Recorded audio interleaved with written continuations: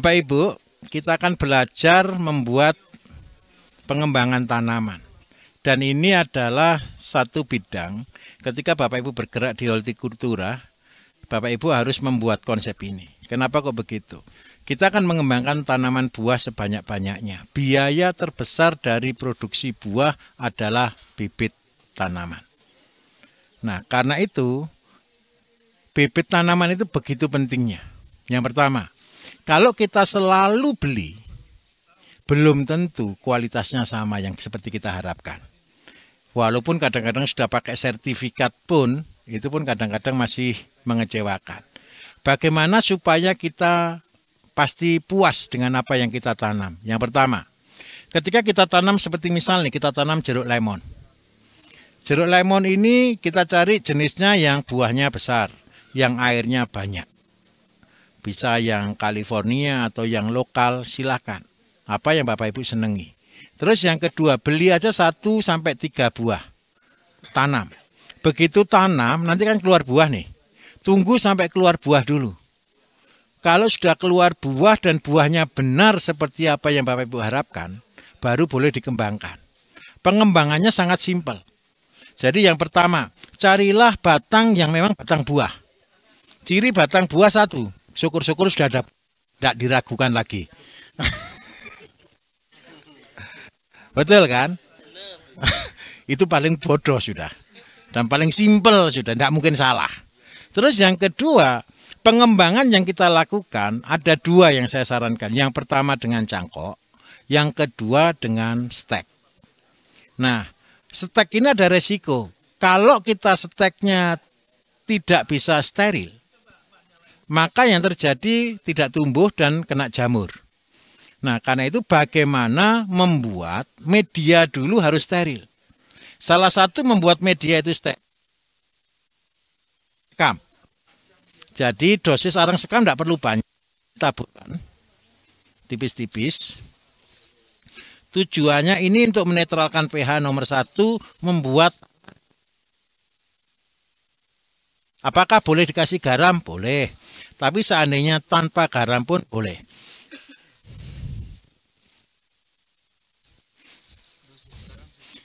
Dosis garam 1:5 dengan sekam.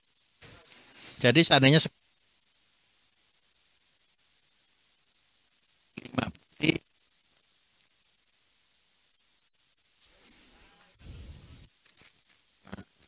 Setelah kita taburkan merata sekam arang, yang kedua, kita perlu, kalau kemarin kita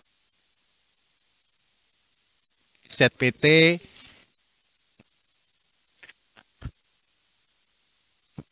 ini Pak,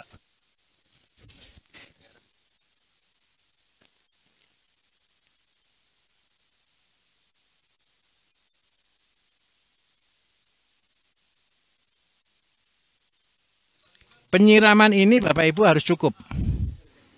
Kenapa kok saya katakan harus cukup? Karena ketika kita membuat ini sudah tidak disiram sampai usia 1 bulan. Jadi penyiraman ya cuma sekali ini saja.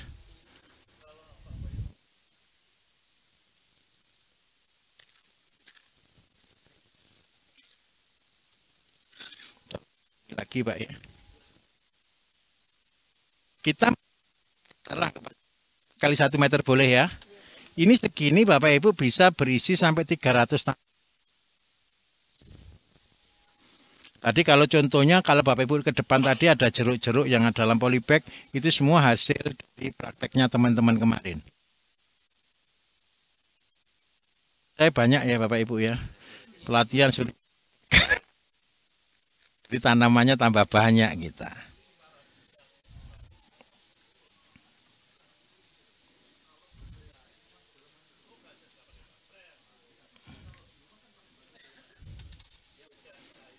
Sedikit lagi Pak. Ini tolong dilanjutkan nanti ya sebagai kenang-kenangannya Bapak Ibu di tempat kita ya, buat bibit.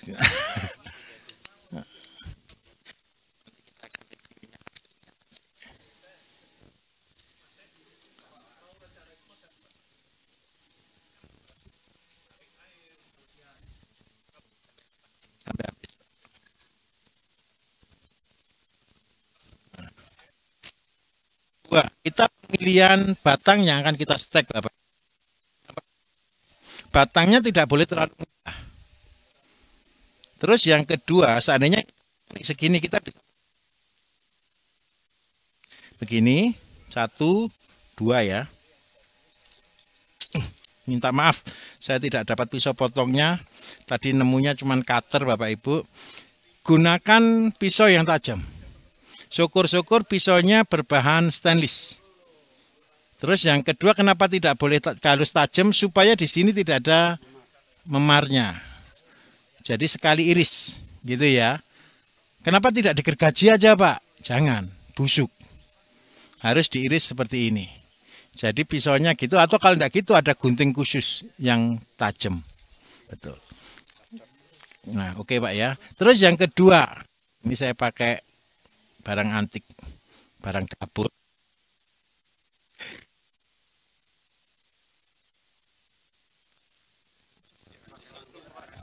Nomor 1 ada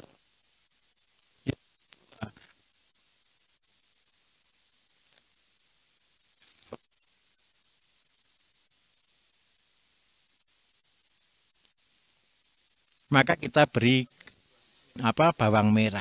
Nomor 1 zat perangsang akar. Nomor 2 berfungsi supaya tidak busuk. Caranya gampang aja, tinggal ditancapkan begini Bapak Ibu. Sudah selesai. Setelah itu apa yang kita lakukan? Ditancapkan. Jangan terlalu dalam ya. Sekitar 7 cm sampai 8 cm aja. Sampai di tanah gemburnya. Nah oke, nanti tolong dilanjutkan ya. Tanaman apa saja yang bisa di stek? Yang pertama, tanaman yang berkambium. Kalau saya tanaman keras yang model ini, setiap kali saya dapat proyek dari perhutani atau dari pemerintah, itu jati seperti misal. Jati kalau dulu Bapak Ibu kan mesti selalu jati itu dari biji, betul kan? Jati yang sekarang ini selalu saya gunakan stek. Jadi dari biji setelah tumbuh setengah meter saya potong-potong cuma 7 cm, itu saya pakai untuk stek. Jeleknya ada. Yang pertama, kalau tanaman yang tidak punya akar tunjang, ini kan tidak punya akar tunjang nih, tanamannya tidak mungkin tinggi, tidak mungkin tajuk tinggi, tetapi dia rimbun. Nah, konsep seperti ini Bapak Ibu kita kembangkan untuk tanaman buah. Supaya apa? Tanaman kita yang tinggi kan? Ini dulu hasil okulasi. Dari saling, dari biji, baru ditempel.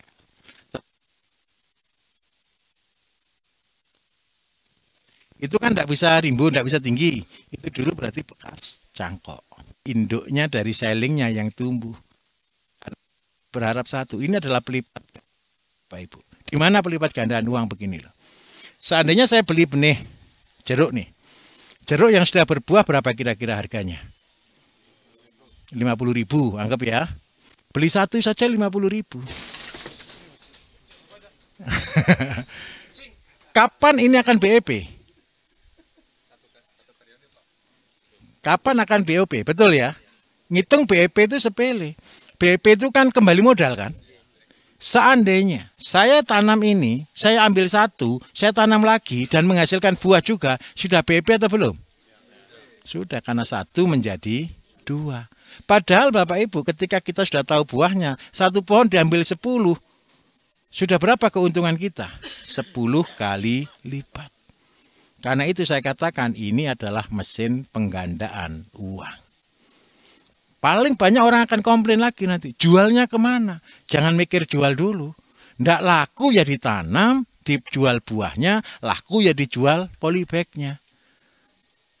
Seandainya Bapak Ibu kemarin di awal saya katakan kepengen program umroh. Kenapa saya katakan dengan ini paling gampang? Nah, karena setiap bulan bisa diambil ini. Sambil penjarangan. Yang kedua, tanaman perlu diproning. Daripada diproning dan dibuang, lebih baik diproning dan ditancapkan. Jadi uang. Paham maksud saya? Mudah-mudahan ini jadi berkah semuanya ya. Saya minta tolong ini jadi berkah, supaya ini bisa jadi berkah. Saya sudah terlanjur motong, tolong dihidupkan. Ini adalah keajaiban dunia loh Bapak Ibu. Kalau ini saya biarkan kan mati. Cuman Bapak Ibu modal dipotong, dikasih bawang, ditancapkan loh hidup. Dan itu adalah kehidupan. Mari ciptakan kehidupan yang baru untuk anak cucu. Terima kasih. Wassalamualaikum. Gimana? 1 bulan, Pak? Belum. Gimana? Yang besar sampai di sini bisa, Pak, sampai di sini. Yang ini bisa sih, nanti terakhir aja bonusnya itu. Motongnya yang susah ini, Pak. Karena cuman apa? Enggak. Lurus bisa. Oh. Nanti sebentar, nanti closingnya saya buatkan closingnya. Ini harus rapat, tidak boleh ada udara. Terus yang kedua, besok ngembun pastikan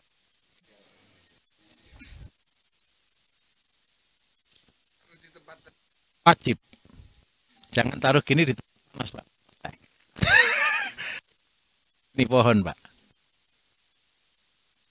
Ini masih panas, kita harus ngasih paranet dia. Itu bulan. Tahun minimal ada 6, baru dipindah ke. Itu ini paling gagal paling banyak itu ketika dicabut. Tunggu sampai akar kuat, kurang lebih sekitar. Belum, Pak. Cuman buka kanan kiri 1 bulan itu. Setelah kanan kiri itu pun kalau panas harus ditutup lagi. Terus yang kedua, ketika dia sudah daun, semua sudah dibuka. Buka kanan kiri dulu, terus habis itu buka ini dibuka separuh itu bulan berikut. 3-4 bulan lah. Kalau semakin pohon besar, contoh di situ ada apokat besar ya, potong segini yang kita bukan stek sih. Itu saya cabut tapi saya potong semua akarnya. Banyak orang selalu berkata apokat tidak bisa di stek. Ketika itu saya potong total, itu 5 bulan baru jadi. 5 bulan Bapak Ibu. Ini baru tumbuh. Apakah sudah bisa dipindah? Belum berani juga.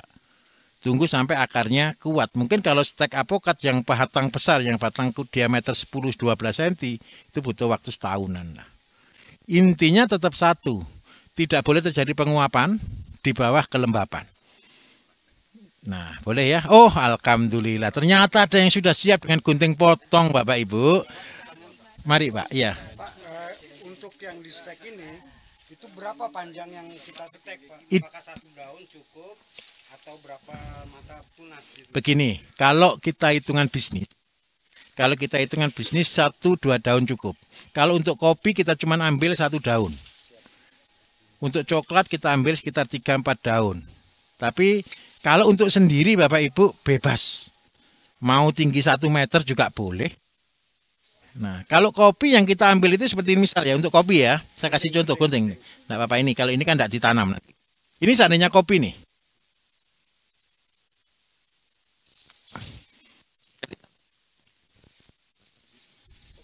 Kopi.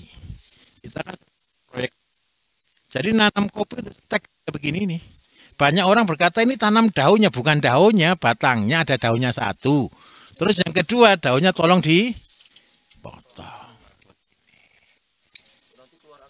Keluar akar, Pak. Orang mikirnya, oh, ini daun 1 bisa keluar akar. Padahal bukan daun, ada batangnya.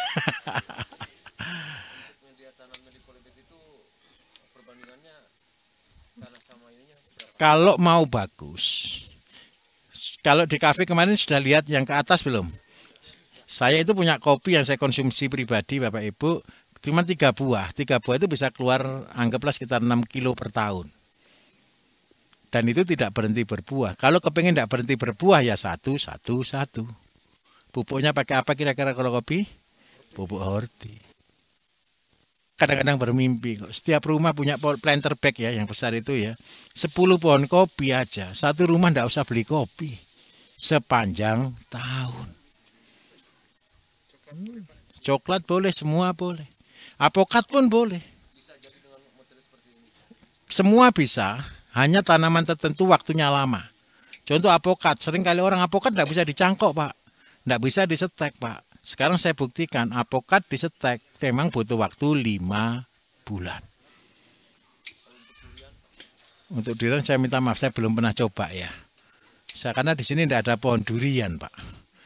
Semenjak dia dipotong dari situ berapa lama rentang waktu untuk bisa ditancap? Langsung, Pak. Langsung. Seandainya harus bawa dari tempat lain, tolong dibungkus pakai pelepah pisang.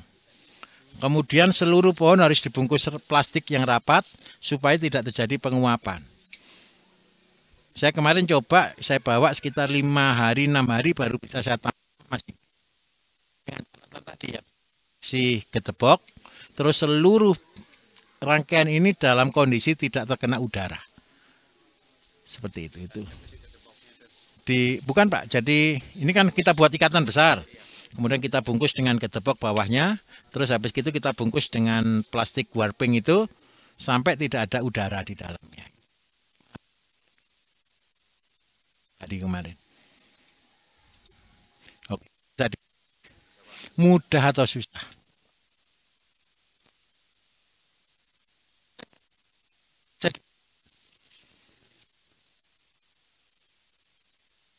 Tutup. Akan ketutup aja. Kalau nanti nggak usah dipindah ya langsung bisa besar di situ. Iya, tapi kan masih tanam satu galon bisa isi 10. Bisa diterima? Iya, mari Pak. Semua yang berkambium. Kalau cengkeh saya kasih saran. Gini Pak, carilah seandainya semua kena virus nih. Carilah pohon cengkeh satu yang tidak kena virus, buat seperti ini. Bukan ditempel, karena ketika ditempel batangnya bawah belum tentu itu aman dari virus. Tetapi kalau pohon yang asli pasti aman dari virus. Saya kan di rumah juga udah mencoba itu cengkeh. Iya. Cengkeh saya udah kemarin nyoba 8.000 batang. Betul. Dari Biji. Ya. Nah yang gagalnya saya itu bijinya itu 50% gagal nggak jadi ditambah. Kalau saran saya bisa cangkok. Caranya begini Pak, cari cengkeh yang tidak terserang virus. Berapa di pohon itu? Antivirus itu yang dikembangkan. Kalau kita masih tanam cengkeh, beli biji dari luar, belum tentu dia tahan virus. Jadi yang pasti apa? Yang pasti carilah tanaman yang tahan. Era sini baru habis nih. Kena virus semua. Kebetulan tanaman jeruk kita ini aman-aman aja.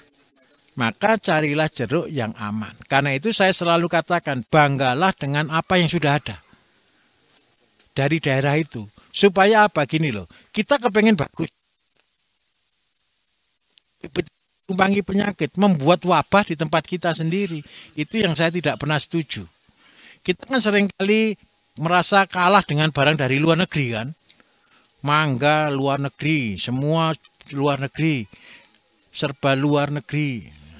Padahal kita sendiri punya yang lokal, yang tidak kalah dengan luar negeri. Cuman kan masalahnya cuma ada satu. Lah sekarang tinggal ngembangkan aja kan. Dengan cara inilah kalau bisa dikembangkan. Yang kedua, kalau selain ini pisang. Kalau kita nunggu anakan pisang kan lama nih.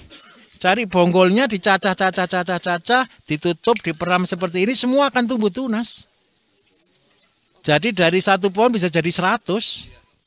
Yang namanya ini Pak, yang apa teknologi ini? Kultur jaringan. Kultur jaringan.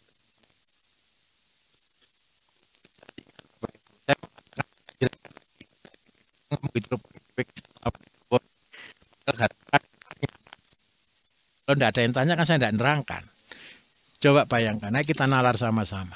Kultur jaringan memang sudah dipilih bibit terbagus.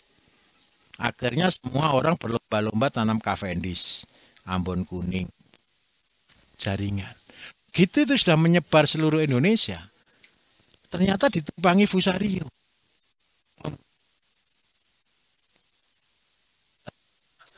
Nah karena itu saya gunakan bukan pakai teknologi kultur. Bapak-bapak gunakan teknologi kultur jaringan kan buat labnya aja sudah mahal. Nah karena buat labnya aja sudah mahal, karena itu saya ajari cara primitif.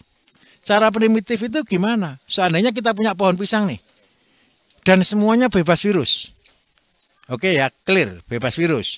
Ambil, korbankanlah satu bonggol. Satu bonggol cuci bersih pakai sabun semua, disikat, dijemur, kering, pecah. Kulitnya buat aja ukuran 2x2, tanpa mata tunas nih. Setelah 2x2 baru tancap di sini semua. Kulitnya tadi, karena dia ngandung auksin tinggi, pasti tumbuh tunas. Asalkan, nah ini nanti kita lihat sama-sama, apakah yang kita lakukan benar atau salah, itu besok sudah ketahuan. Besok Bapak Ibu yang sudah tahu, semua, manggis saya belum pernah, tapi kalau mangga bisa. Gimana? Buah pala boleh, pokoknya semua yang berkambium. Mari. Iya. Kalau misalkan dari biji kopior itu enggak semuanya kopior. Betul. Kultur jaringan. Bisa, Pak. Karena kultur jaringan yang diambilkan tunas. Ketika dia baru muncul tunas, dia kembangkan. Nah, kalau misal nih, kalau memang ini positif kopior, paham maksud saya ya? Positif kopior dipecah, maka semua akan kopior bijinya. Tapi masalahnya satu, kembali ke tadi, biji kopior itu belum tentu keluar kopior. Lah ketika ini diharapkan jadi kopior, ternyata padahal ini nanti tidak jadi kopior, maka di kultur pun tidak keluar kopior. Sama saja, kecuali kultur dari pohon besar, impossible. Saya tunjukkan ceritanya. Ketika Bapak usianya sudah tua atau belum?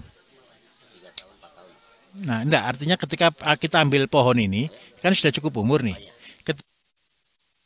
Sudah. Itu begini Bapak Ibu. Kopi itu setiap satu pasang daun, itu 1 bulan.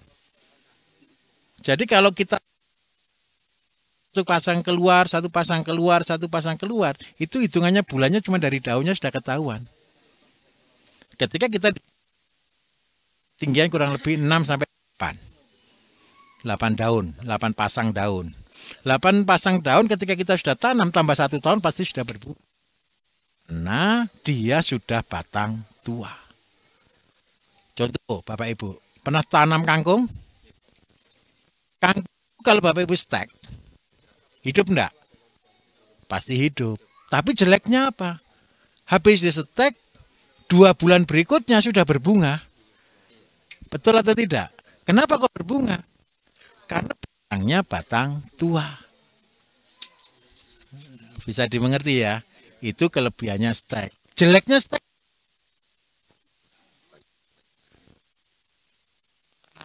Itu bahagia. Itu namanya persetujuan. Oke ya, ini sudah clear ini. Bapaknya sudah terbiasa sekali nyetek ini, ternyata ini sudah tahu potong daun juga ini sudah ini. Ini Pak, ini Pak saya wariskan Pak.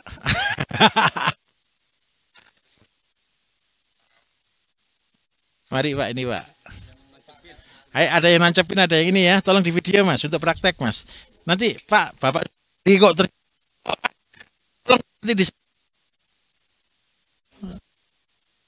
ini ternyata.